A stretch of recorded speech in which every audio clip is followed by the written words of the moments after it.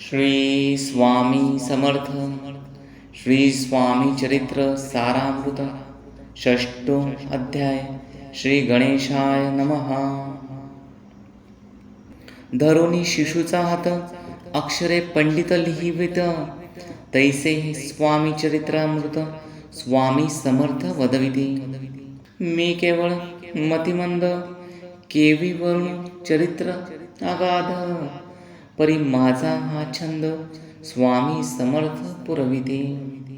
ज्यांच्यावर प्रसादे करून मूढान होय शास्त्रज्ञान, त्या समर्थांचे चरण वारंवार नमितसे.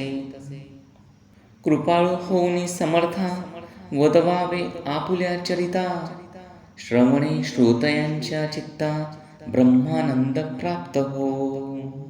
सुरत रुची घेऊनी सुमने, त्यासीच अर्पावी प्रीतीने, झाला ग्रंथ स्वामी कृपेने त्यांच्याच पदी अर्पिजे.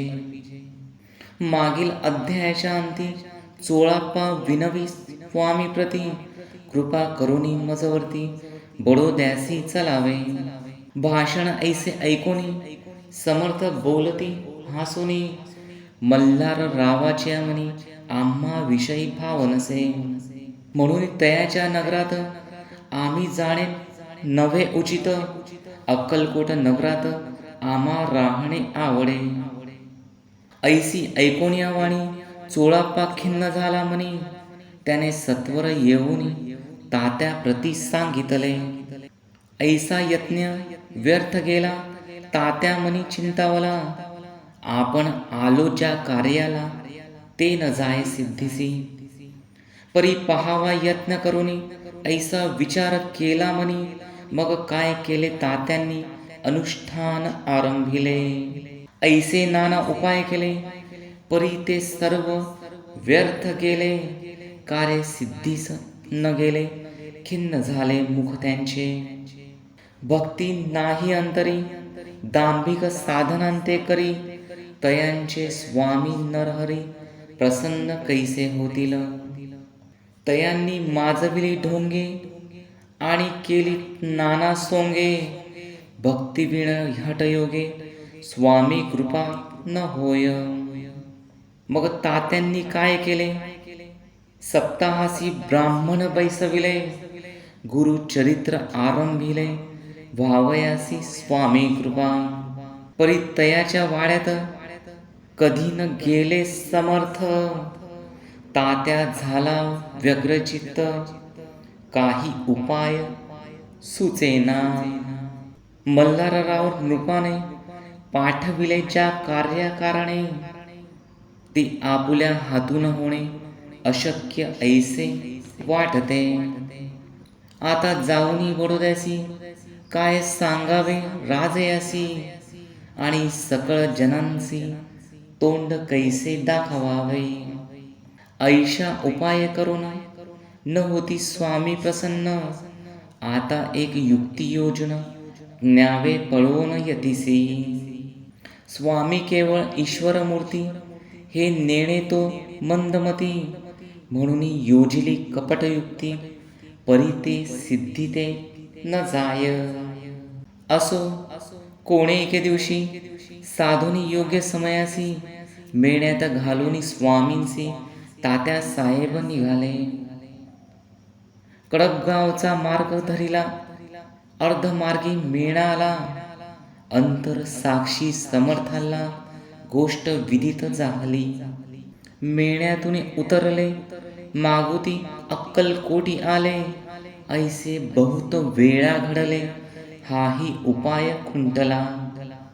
मग पुढे राजवाड्यात जाऊन राहिले समर्थ, तेव्हा उपाय खुंटत टेकिले हात तात्यांनी. या प्रकारे यत्न केले परी तितुके व्यर्थ गेले, व्यर्थ दिवस गमविले, द्रव्य खर्चिले व्यर्थची.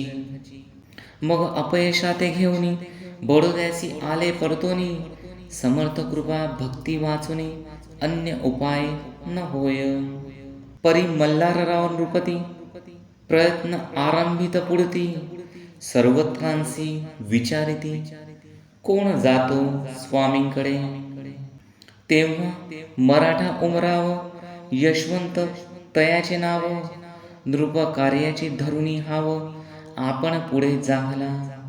स्वामींकारणे वस्त्रभूषणे, धन आणि अमोल रत्ने, देऊनी त्याजवळी नृपाने, आज्ञा दिधली जावया. तो येऊनी अक्कलकोटी, घेतली समर्थांची भेटी, वस्त्रे अलंकार सुवर्ण ताटी, स्वामीं पुढे ठेवित. ती पाहुनी समर्थांना, तेव्हा अनिवार्य क्रोध आला, यशवंता पाहुनी डोळा, काय तेव्हा बोलले. अरे बेडी आणुनी, सत्वर ठोका याचे चरणी, ऐसे त्रिवार मोठ्यांनी, समर्थ क्रोधे बोलले. क्रोध मुद्रा पाहुनी, यशवंतराव भ्याला म्हणी, पळाले तोंडचे पाणी, लटालटा कापू लागला. मग थोड्याच दिवशी आज्ञा आली यशवंतासी, सत्वर यावे बडोद्यासी, तेथील कार्यासी सोडूनी. साहेबा विषप्रयोग केला, मल्हार रावांपरी आळ आला, त्या कृत्या माझी यशवंताला गुन्हेगार लेखिले.